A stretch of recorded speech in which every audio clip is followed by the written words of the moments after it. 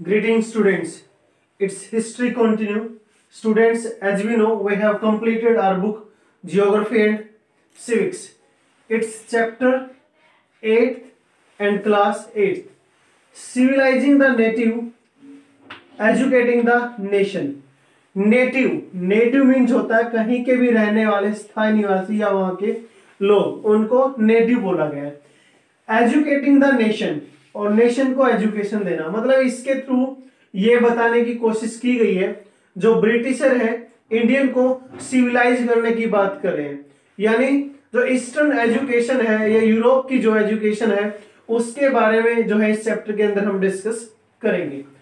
The topics to be covered, कौन कौन से टॉपिक इस चैप्टर के अंदर कवर होंगे या जिसके ऊपर हम डिस्कस करेंगे वो है how the British saw education, britisher जो है एजुकेशन को किस तरीके से देखते हैं, या फिर इंडियन एजुकेशन को किस तरीके से देखते हैं, और जो ब्रिटिश या इंग्लिश एजुकेशन है उसको किस तरीके से देखते हैं, वो चीजें इस टॉपिक्स के अंदर डिस्कस होंगी।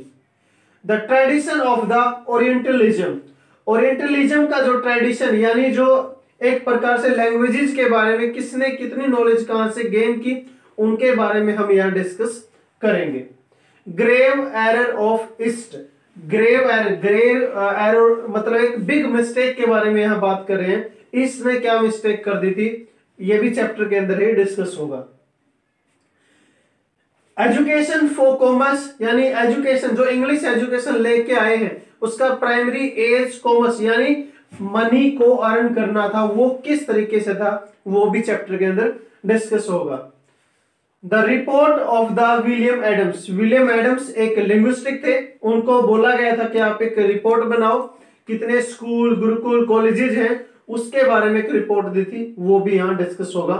And agenda for the national education, national education का एजेंडा क्या है, 1 लैंग्वेज 2 लैंग्वेज 3 लैंग्वेज, वो चीजें भी हम यहां डिस्कस करेंगे।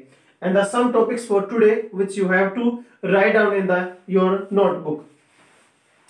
First term is the linguistic who is known of more than 1 or 2 language, यानी 2-3 लैंग्वेज का जो जानकार है उसको हम लिंग्विस्टिक बोलते हैं। उसके बाद है मदरसा, जैसे हमारे स्कूल होते हैं उसी तरीके से मदरसा है, मुस्लिम और अरेबिक लैंग्वेज के लिए एक इंस्टीट्यूशन है जिसको मदरसा बोला गया है। नेक्स्ट इज मुंशी, मुंशी क्या है, पर्शियन लैंग्वेज का वर्ड है जो पर्शियन लैंग्वेज को रीड राइट और अंडरस्टैंड कर सकता है उसको मुंशी बोला गया।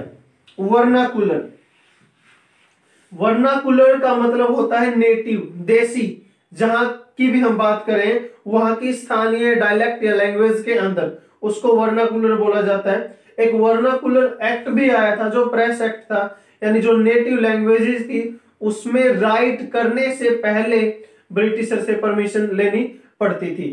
तो students, it was all over about this lecture. Thank you, have a nice day.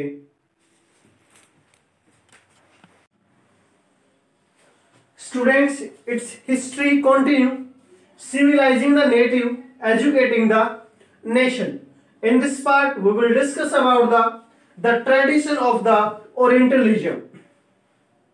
Students, यहां हम विलियम जोन्स के बारे में मेनली डिस्कस करेंगे। इन 1783 he was arrived in Kolkata, और कोलकाता में इनको जूनियर जज के एक डेजिग्नेशन पद के ऊपर जो है इनको अपॉइंट किया गया था। जूनियर जज इनको कोलकाता के सुप्रीम कोर्ट के अंदर इनको अपॉइंट किया गया था। he was expert in the law, law के साथ साथ ये लिंग्विस्टिक थे, यानी बहुत ज्यादा लैंग्वेजेस की नॉलेज इनको थी, जिसमें ग्रीक लैंग्वेज है जिसको ऑक्सफोर्ड यूनिवर्सिटी से इन्होंने गेन किया था नॉलेज, लैटिन लैंग्वेज है, French language, English language, Arabic language किसी फ्रेंड से सीखी थी, और किसी पंडित से इन्होंने संस्कृत लैंग्वेज को सीखा था। उसी टाइम के साथ साथ जब इन चीजों में एक्सपर्ट हो गए तो along with it he was trying to learn the text of Indian law, philosophy, religion, politics as well as science also.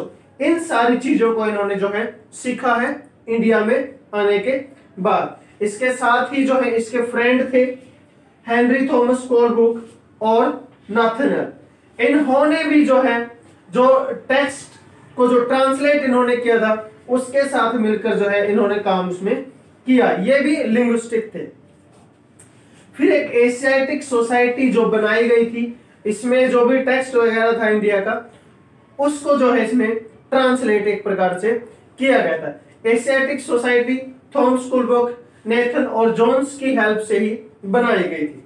उसके बाद जो है लास्ट में हमने लिखा है British would become the guardian of the Indian culture as well as the masters. इसका मतलब क्या है? ये ब्रिटिशर इंडियन टेक्स्ट को क्यों रीड कर रहे थे, क्यों उसको समझ रहे थे? इंडियन टेक्स्ट को रीड करने के बाद सॉरी उसको इन्होंने इंग्लिश में ट्रांसलेट किया। इंग्लिश में तो ट्रांसलेट किया ही, ट्रांसलेट करने के बाद इंडिया के लोगों को भी समझाया कि आप अपने पास्ट के बारे में रीड आउट कीजिए। जब आप अपने पास्ट के बारे में रीड आउट करोगे तो आपको बहुत सारी नई नई चीजें देखने को मिलेंगी। आप अपने पास्ट के ऊपर जो है प्राउड फील करोगे, ऐसा ब्रिटिशर का मानना था। और जब इंडियन अपने पास्ट के ऊपर प्राउड फील करेगा तो उसके लिए ब्रिटिशर को रिस्पॉन्सिबल मानेगा, क्योंकि ब्रिटिशर ने इसको ट्रांसलेट किया है, इसलिए वो गार्डियन और मास्टर बनना चाह रहे थे। Students, it was all over about this lecture.